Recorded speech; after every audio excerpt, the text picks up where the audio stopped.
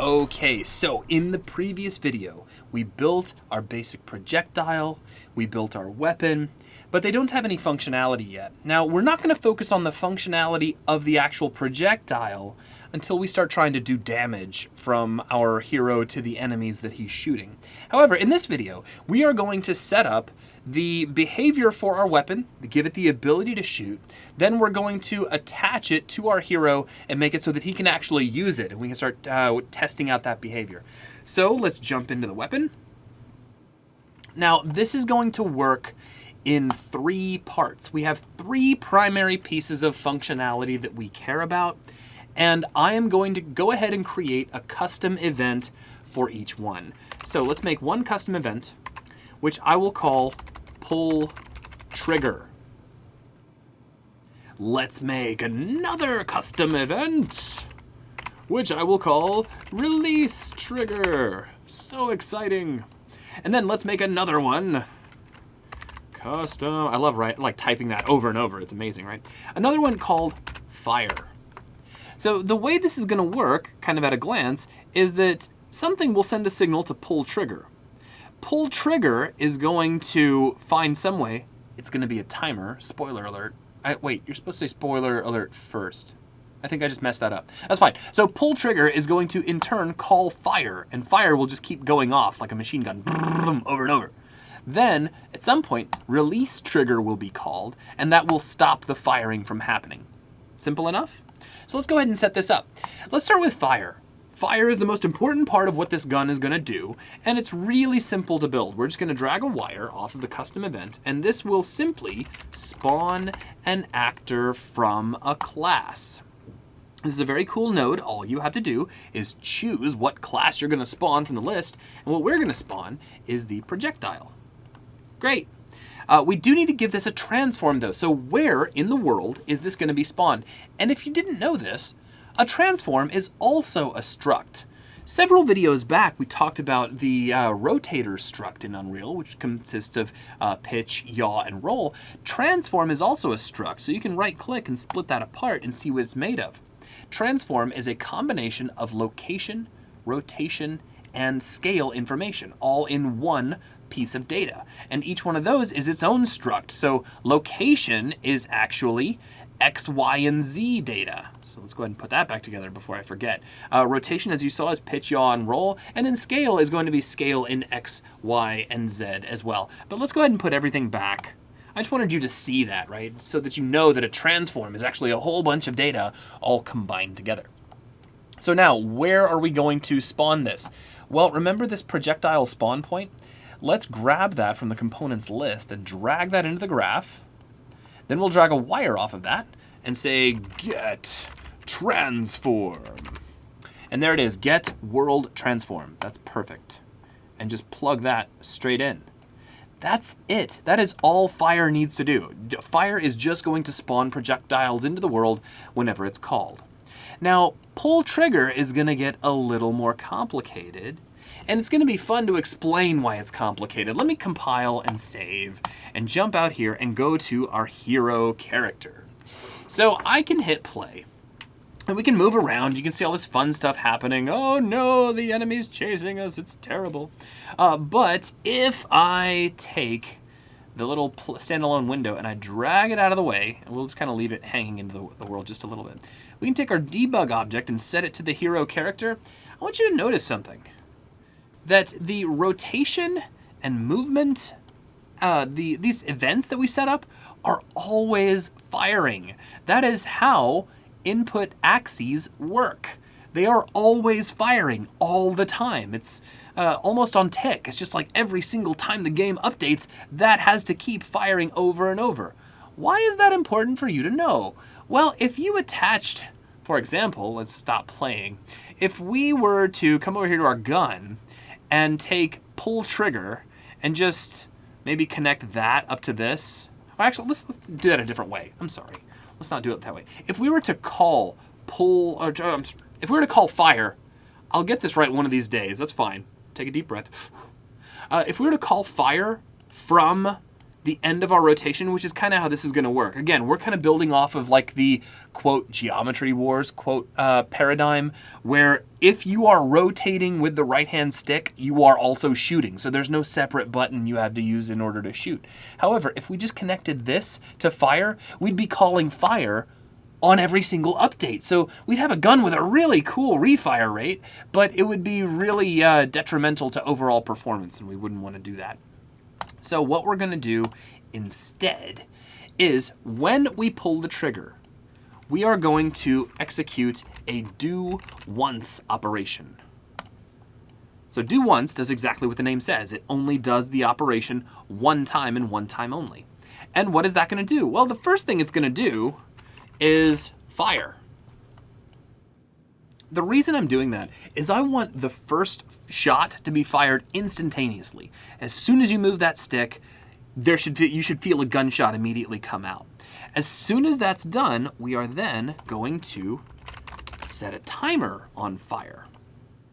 And this timer is going to be looping, so it's going to keep calling fire. Let's put that into the function name. It's going to keep calling fire over and over again. Boom, boom, boom, boom, boom. But we need to figure out what that speed is going to be. So what is the time? Well, so if you're trying to figure this out, like, let's say we want this to shoot like seven rounds per second, or like 10 rounds per second. Though 7's more fun, right? Because then you have to try to divide 7 into 10 and figure out what the number is.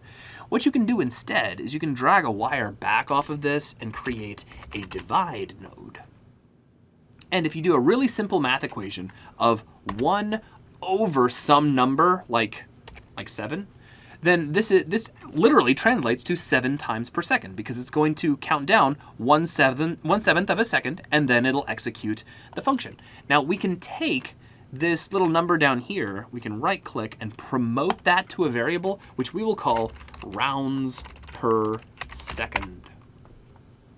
So now we have a nice clean variable we can change. And if we change this to, say, 5 rounds per second, then we don't have to worry about doing any math. We know how many times this gun can shoot every single second. So that's very nice and clean. Now here's the deal.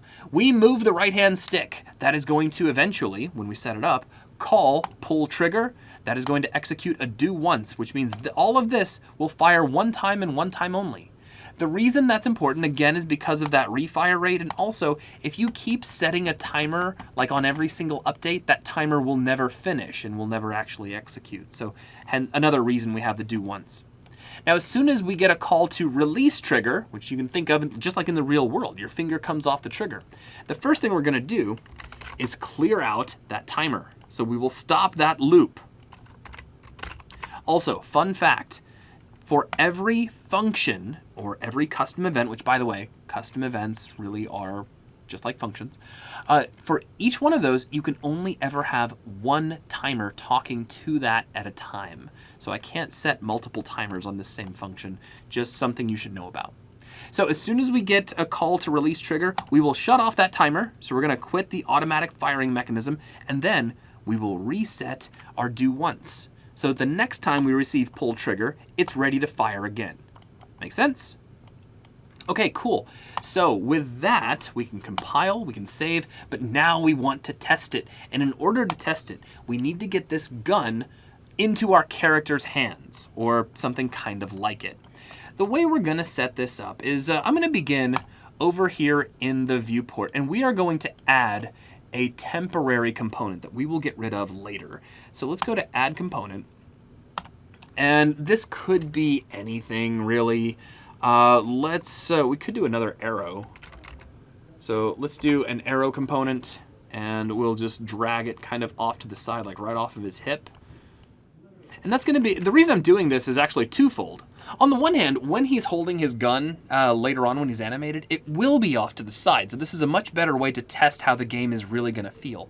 The other one is that if you don't do this, like if you attach the gun to the capsule or to the existing arrow component, it's, we'll call it distractingly inappropriate. And if you want to try it on your own, you'll understand why. Though I imagine you've already caught on. So let's name this new component gun temp.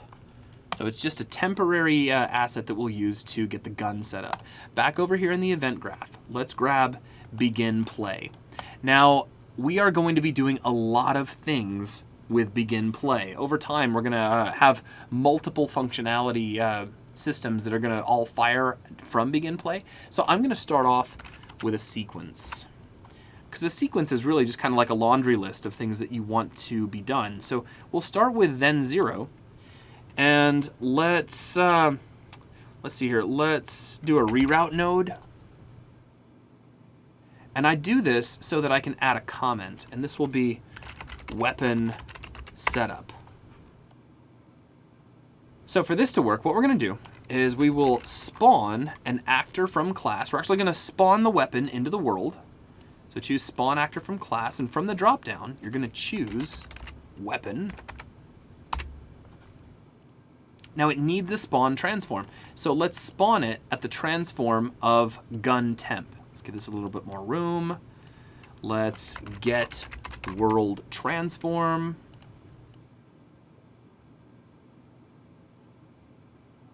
There we go, looks great.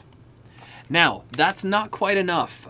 So we're gonna wanna talk to this weapon later. We need to send it function calls to pull trigger and release trigger. So let's take the return value of the spawn, which is the item that we just spawned. Let's right click and promote that to a variable so that we can communicate with it later. So we'll call this variable weapon, makes sense. Now we need to attach this in some way. So let's drag a wire off of that weapon reference and just type the word attach, and you should see attach actor to component, which is what you want. Now this is going to require us to feed it a parent. Let's go back here to the gun temp, and look, we can just drag this over and connect it to the parent. If that's visually confusing, remember you can double click on the wire to create reroute nodes, and you can clean it up in that way. Or you could just grab another reference to the gun temp. It does the same thing. But make sure you take your attached location type and set that to snap to target, keep world scale, compile, and save. We're almost done. If we test now, we should see the gun, but we won't be able to fire it. So let's go ahead and fix that because it's very fast. Now that we have a variable that represents our weapon, we have a reference to our weapon, we can get a reference to it, drag it into the world, and choose get. Then drag a wire off that, and now you can call pull trigger. So whenever the player is using the right-hand stick, that means they're rotating the character. As soon as we're done rotating, let's call pull trigger. Then let's drag another wire off and call release trigger. Now when does that get called? We will release the trigger when the player stops using the right-hand stick. So when that happens, this branch should test false, because remember, this is making a vector of the 2 axes on the joystick. It's getting their length, which is literally how far that vector is, or how far the stick has been moved, making sure they've moved it around 25% of its complete distance. And if they have, we're rotating and shooting. If they haven't, then let's stop shooting. Super simple. So compile and save. Let's hit play. And looks like I need to pull my window back into the view so everybody can see it. There we go. And looks like our enemy's already here. Let's put focus back on the window, and I can move around. Oh, there we go. And we are shooting, and those lasers are massive. Boom, boom, boom, boom, boom. In fact, they're a little bit too big. We'll shrink them down a little bit. So let's do that. Let's just hit escape. Let's go into our projectile. Let's grab the mesh for our laser. I'm just going to take the whole thing and scale it down a bit. Say right about here, like so. Compile, save, and play. And that's much better. I like it. So the lasers don't do anything yet, and that's okay. Again, we're just kind of getting stuff tested here. We've got an AI that can chase us around. We have a little enemy. We've got the gun attached. The gun works. Notice if I stop using the stick, we stop shooting. As soon as I start rotating again, it is shooting. As a little troubleshooting point, I guess, if you're noticing like really weird snapping in the character, like he's not rotating right, and another dead giveaway is if you shoot the enemy and he jitters when he gets shot, The most likely culprit, because I've seen this a few times, I've done it a few times, is that you need to select your actual laser mesh and make sure that you set no collision on it. So that's a common one that folks run into all the time, including me. So we've got a new weapon that is attached. It fires. We've got our projectiles launching into the world. I think now we can move on and start taking on the process of damaging characters. That, however, is going to wrap things up for this video. Thanks for joining us.